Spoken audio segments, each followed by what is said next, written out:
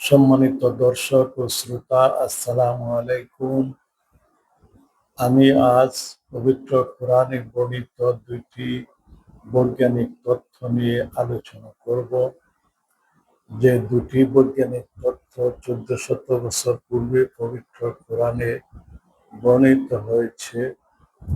এই দুটি বিষয় বর্তমানে বিজ্ঞানীরা মহাকাশ গবেষণা করে আবিষ্কার করেছে। একটি হলো ওজোন হল, আর একটি হলো মহাকাশে দুজকের অস্তিত্ব। ওজোন হল হলো ওজোন স্তর, বায়ুমণ্ডলের যে স্ট্রেটোস্ফিয়ার আছে সেখানকার একটি লেয়ার বা স্তর। সেখানে ওজোনের প্রায় 99 ভাগ ওজোন ওই স্ট্রেটোস্ফিয়ারে থাকে। বায়ুমণ্ডলের 5টি স্তর আছে। সর্বনিম্ন স্তর হইল ট্রপোস্ফিয়ার, তারপরে স্ট্রেটোস্ফিয়ার, মেজোস্ফিয়ার, আয়নোস্ফিয়ার, তারপর সর্বোচ্চ স্তর হলো এক্সোস্ফিয়ার।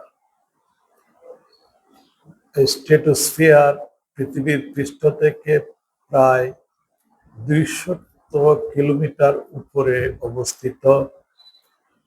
সেখানে ওজোন লেয়ার বা ওজোনের স্তর রয়েছে। এর সাথে কিছু আণবিক এবং কিছু পারমাণবিক অক্সিজেনও রয়েছে। এই ওজোন স্তরের কাজ হলো সূর্যের যে অতিবেগুনি রশ্মি আছে সেটিকে শোষণ করে সূর্য এবং পৃথিবীর মধ্যে একটি প্রাচীর বা দেওয়াল হিসাবে কাজ করে থাকে। পৃথিবীর চতুর্দিকে, পৃথিবী যেহেতু গোলাকার, এর চতুর্দিকে সার্কামফারেন্সিয়ালি বায়ুমণ্ডল রয়েছে। সেই পৃথিবীর চতুর্দিকে সার্কামফারেন্সিয়ালি যে বায়ুমণ্ডল, সেখানে ওজোন লেয়ার রয়েছে। এই ওজোন লেয়ারের কাজ হলো সূর্যের অতিবেগুনি রশ্মিকে শোষণ করে এর ক্ষতিকর দিক হতে মানুষকে রক্ষা করা। যদি ওজোন লেয়ার কোনো কারণে বিনষ্ট হয়ে যায় তাহলে অতি বেগুনি রশ্মি পৃথিবীর পৃষ্ঠের দিকে চলে আসতে থাকবে। সূর্যের তাপ পৃথিবীর দিকে ডাইরেক্ট হয়ে যাবে, ফলে পৃথিবীর তাপমাত্রা বেড়ে যাবে এবং সূর্যের সেই আলট্রাভায়োলেট রশ্মির পরিমাণ অতিরিক্ত হওয়ার কারণে মানুষের মধ্যে বিভিন্ন রকম রোগ ব্যাধি দেখা দিবে। যেমন মানুষের রোগ প্রতিরোধ ক্ষমতা কমে যাবে, মানুষের বোন মেরু ডিপ্রেসড হয়ে রক্ত কণিকা উৎপাদন কমে যাবে, মানুষ দুর্বল হয়ে পড়বে, মানুষের শরীরে ক্যান্সার হবে। এভাবে প্রাণী জগৎ এবং উদ্ভিদ জগৎও এই অতিবেগুনি রশ্মি দ্বারা বিভিন্ন রোগে ব্যাধিতে আক্রান্ত হয়ে ধ্বংসের পথে চলে যাবে এবং পৃথিবীর তাপমাত্রা বাড়তে থাকবে। পৃথিবীর তাপমাত্রা বাড়লে কি হবে? পাহাড়ের শৃঙ্গে যে বরফ জমা আছে সেগুলি গলতে শুরু করবে। অ্যান্টার্কটিকা মহাদেশে যে বরফ রাশি জমা আছে সেগুলি গলতে শুরু করবে এবং সেগুলি সমুদ্রের পানিতে এসে যুক্ত হবে। সমুদ্রের পানির উচ্চতা বেড়ে যাবে, ঘন ঘন সাইক্লোন হবে, টর্নেডো হবে, প্লাবন হবে। পৃথিবীর একদিকে মরুকরণ হবে, অন্যদিকে পৃথিবীর বহু এলাকা নিম্নাঞ্চল প্লাবিত হয়ে যাবে। ফলে পৃথিবীতে যে উর্বর জমি তার পরিমাণ কমে যাবে, মানুষ খাদ্য সংকটে পড়ে যাবে।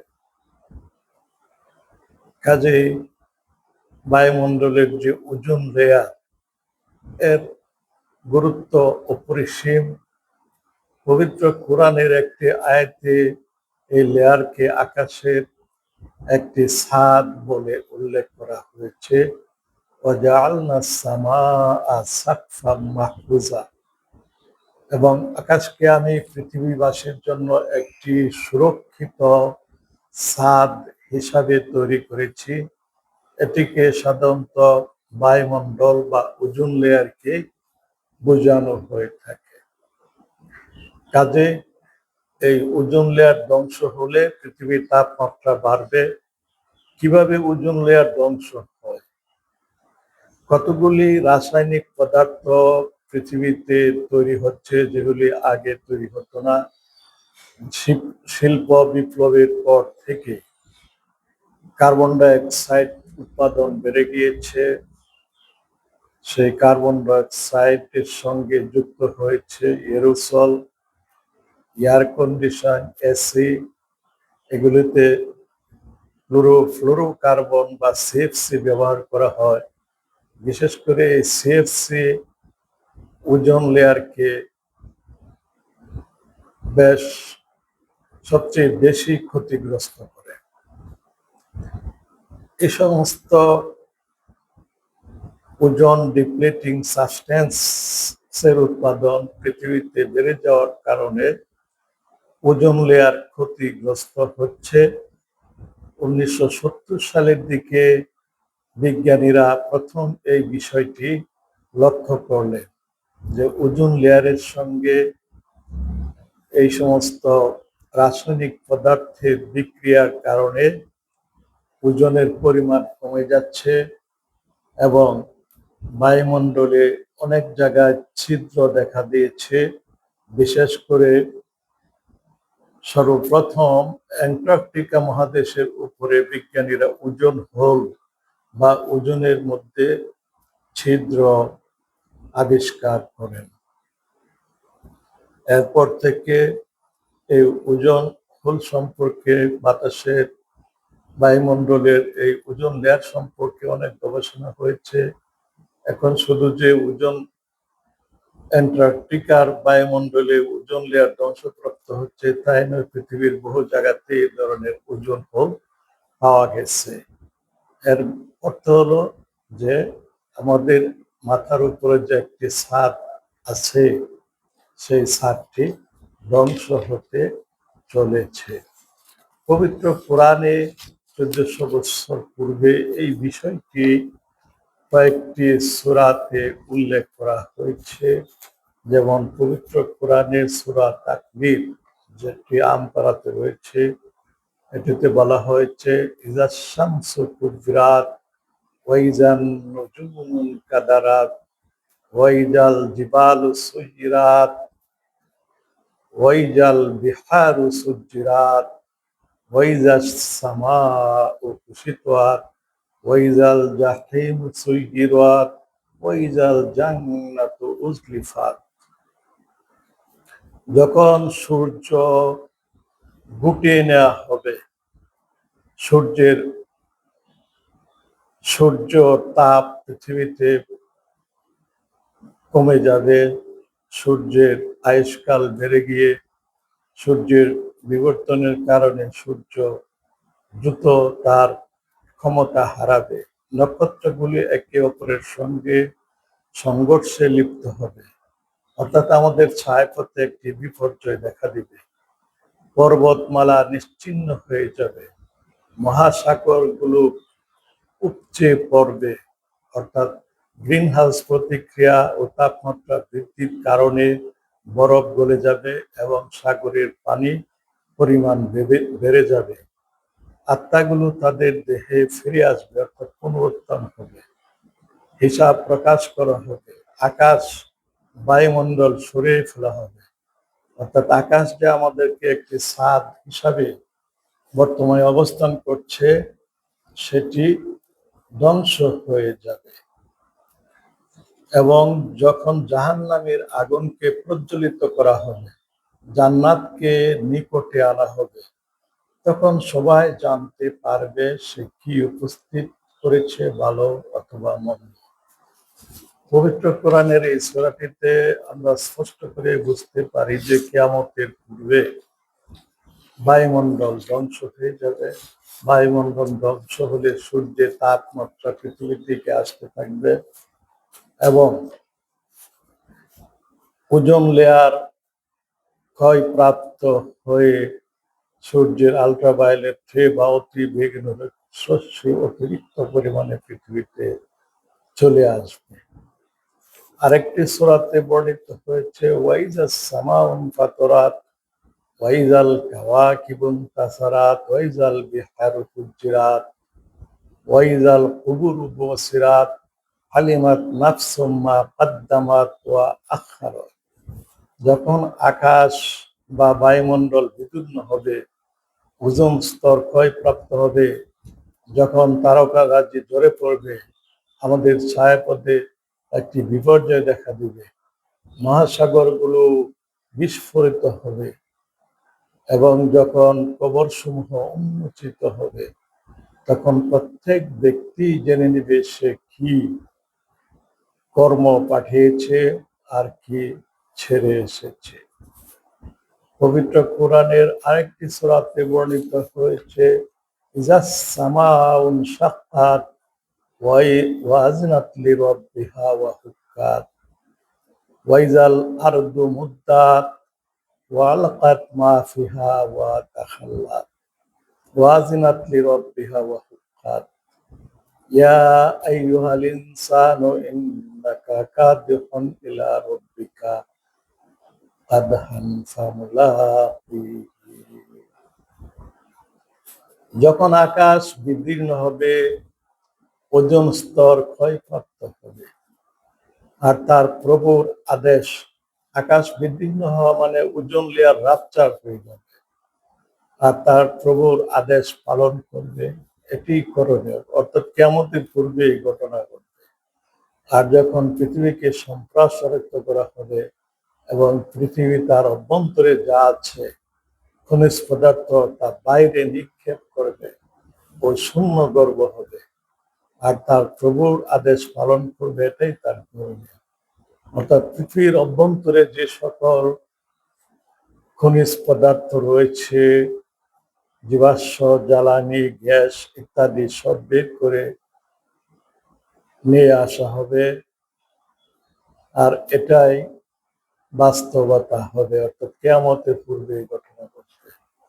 হে মানুষ, তুমি তোমার প্রভুর কাছে পৌঁছা পর্যন্ত কঠোর পরিশ্রম করতে হবে, অতঃপর তুমি তার সাক্ষাৎ লাভ করবে। অর্থাৎ কিয়ামতের পূর্বে কি হবে? বায়ুমণ্ডল ওজোন লেয়ার রাপচার হয়ে যাবে, তারপর পৃথিবীর অভ্যন্তরে যে খনিজ পদার্থ আছে সেগুলি বের করে নিয়ে আসা হবে। এভাবে পৃথিবী ধ্বংসের দিকে অগ্রসর হবে। এতে গেল ওজোন হোলের কথা, ওজোন লেয়ারের কথা। পবিত্র কোরআনের আর একটি আয়াতে বর্ণিত হয়েছে যে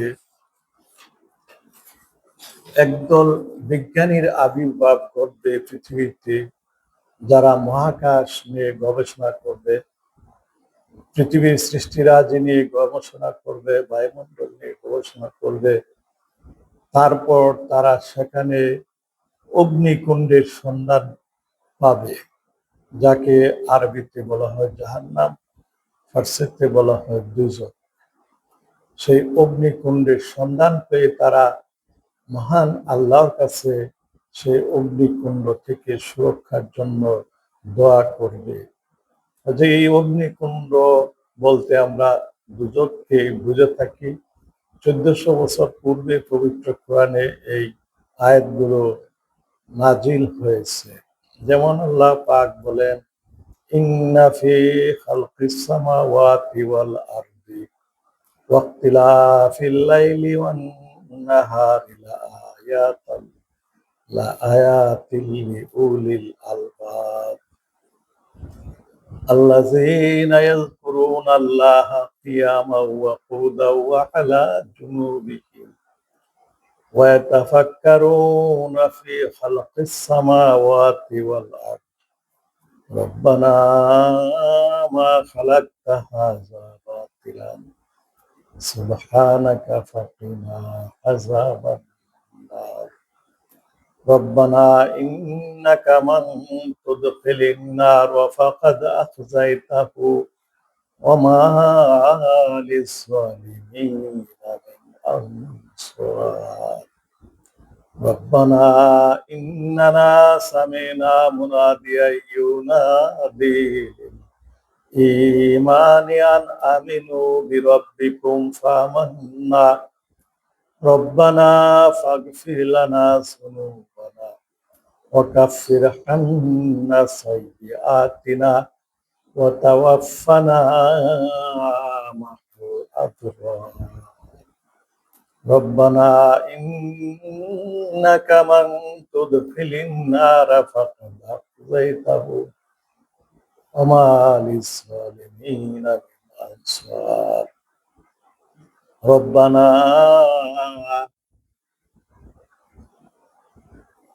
وآتنا ما وعدتنا على رسولك ولا تخزنا يوم القيامة إنك لا تخلف الميعاد নিশ্চয়ই মহাকাশে ও পৃথিবীর সৃষ্টিতে দিবারাত্রির আবর্তনে জ্ঞানী লোকদের জন্য নিদর্শন রয়েছে যারা দাঁড়িয়ে বসে ও শায়িত অবস্থায় আল্লাহকে স্মরণ করে এবং মহাকাশ ও পৃথিবীর সৃষ্টি নিয়ে চিন্তা গবেষণা করে এবং এই তাদের প্রাপ্ত ফলাফলের ভিত্তিতে এই সিদ্ধান্ত নেয় যে হে প্রভু আপনি এইসব অগ্নিকুণ্ড মহাকাশের এইসব অগ্নিকুণ্ড অযথা সৃষ্টি করেননি আপনি অতি পবিত্র আমাদেরকে দুজকের অগ্নি থেকে রক্ষা করুন হে প্রভু আপনি যাকে দুজকের অগ্নিতে নিক্ষেপ করবেন সে চরম অপমানিত হবে এবং জালিমদের কোনো সাহায্যকারী নেই হে আমাদের প্রভু আমরা একজন ঘোষণাকারীকে অর্থাৎ মহানবী হজরত মুহাম্মদ সাল্লাল্লাহু আলাইহি সাল্লামকে ঈমানের ঘোষণা করতে শুনেছি তোমরা তোমাদের প্রভুর প্রতি ঈমান আনো এবং সেই অনুযায়ী আমরা ঈমান এনেছি সুতরাং হে আমাদের প্রতিপালক আমাদের পাপসমূহ ক্ষমা করুন আমাদের মন্দ কাজগুলো দূর করো আর আমাদেরকে সৎ বুদ্ধির সাথে মৃত্যু দান করো হে আমাদের প্রতিপালক আপনার রাসূলদের মাধ্যমে আপনি যে প্রতিশ্রুতি দিয়েছেন জান্নাতের তা আমাদেরকে দান করো এবং কিয়ামতের দিন আমাদেরকে জাহান্নামে নিক্ষেপ করে লাঞ্ছিত করবেন না পবিত্র কোরআনের এই সকল আয়াত থেকে আমরা স্পষ্ট দেখতে পাচ্ছি যে মহাকাশ গবেষণা করে একদল বিজ্ঞানী মহাকাশে দুজকের বা অগ্নিকুণ্ডের সন্ধান পাবে এবং তারা এক দীর্ঘ দোয়া করবেন আল্লাহ পাকের কাছে এই দুজকের অগ্নিকুণ্ড থেকে রক্ষা পাওয়ার জন্য এবং তারা আল্লাহর রাসূল যে ঈমানের প্রতি যে ইসলামের প্রতি দাওয়াত দিয়েছেন সেই ঈমান তারা গ্রহণ করবেন এবং তারা নেককার বা সৎকর্ম যারা সৎ লোক তাদের সঙ্গে তারা চলবেন এই অঙ্গীকার তারা এই আয়াতগুলোতে করেছেন এবং তারা আল্লাহকে এই কথা বলেছেন আপনি নবীদের মাধ্যমে যে জান্নাতের সুসংবাদ দিয়েছেন সেটি আমাদেরকে দান করুন এবং দুজকের অগ্নিকুণ্ড থেকে আমাদেরকে রক্ষা করুন দুজকে নিক্ষেপ করে আমাদেরকে লাঞ্ছিত করবেন না পবিত্র কোরআনের মহাকাশ বিজ্ঞানীদের এই ঘটনা আমরা আমাদেরকে ফেরাউনের যে জাদুকর ছিল তাদের ঘটনাকে স্মরণ করিয়ে দেয় হযরত মুসা আলাইহিস সালামের কাছে ফেরাউনের জাদুকররা যখন পরাজিত হয় তখন তারা দেখতে পেল যে হযরত মুসা আলাইহিস সালাম প্রকৃতপক্ষে কোনো জাদুকর নয় তিনি যে বিশাল এক আজদাহা বা অজগর সাপ সৃষ্টি করেছেন একটি লাঠি থেকে এটি প্রকৃতপক্ষে একটি সাপ এটি স্বয়ং আল্লাহ পাকের নির্দেশে এই অলৌকিক ঘটনা ঘটেছে তখন তারা সদল বলে হযরত মুসা আলাইহিস সালামের আনুগত্য গ্রহণ করে এবং আল্লাহর প্রতি ঈমান আনে। এতে ফেরাউন ক্ষিপ্ত হয়ে গিয়ে ঘোষণা দেয় যে যারা মুসার আল্লাহর প্রতি ঈমান এনেছে, যে সকল জাদুকর, তাদের হাত পা কেটে দেওয়া হবে, তাদেরকে খেজুর বৃক্ষের সঙ্গে লটকায়ে দেওয়া হবে, তাদেরকে হত্যা করা হবে। এ ধরনের তর্জন গর্জন করতে থাকে ফেরাউন। কিন্তু ফেরাউনের সকল ভয় ভীতিকে প্রত্যাখ্যান করে ওই সকল জাদুঘরগণ ঈমান আনবেন এবং তা আল্লাহর কাছে এই মহাকাশ বিজ্ঞানীদের মতো একটি দোয়া করেছিলেন, যেটি পবিত্র কোরআনে বর্ণিত হয়েছে। কাজে আমরা মহাকাশ গবেষণা দ্বারা বিজ্ঞানীদের দুটি আবিষ্কারের কথা এখানে আমরা বললাম। একটি হলো ওজন হল আবিষ্কার, আরেকটি হলো মহাকাশে দুজকের অস্তিত্ব আবিষ্কার। এই দুটি আবিষ্কার স্পষ্টতই পবিত্র কোরআনে বর্ণিত দুটি সংবাদকে, 1400 বছর পূর্বে দুটি সংবাদকে সত্যায়ন করলো, তাসদিক করলো। পবিত্র কোরআনে যে শুধু দোজখের কথা বলা হয়েছে তাই নয়, জান্নাতের কথাও, বেহেশতের কথাও বলা হয়েছে। প্রাচীন ধর্মগ্রন্থগুলিতে দোজখের পাশাপাশি বেহেশতের বিবরণ রয়েছে। প্রাচীনকালে মানুষ মনে করত আমাদের যে বায়ুমণ্ডল আছে, পৃথিবীর বায়ুমণ্ডল, এর বাইরে কোনো কিছুর অস্তিত্ব নেই। কিন্তু ধর্মগ্রন্থগুলি শুধু প্রচার করত যে মহাকাশে স্বর্গ এবং নরক, জান্নাত এবং জাহান্নাম রয়েছে। কিন্তু সে কথা প্রতি মানুষ তেমন কর্ণপাত করত না।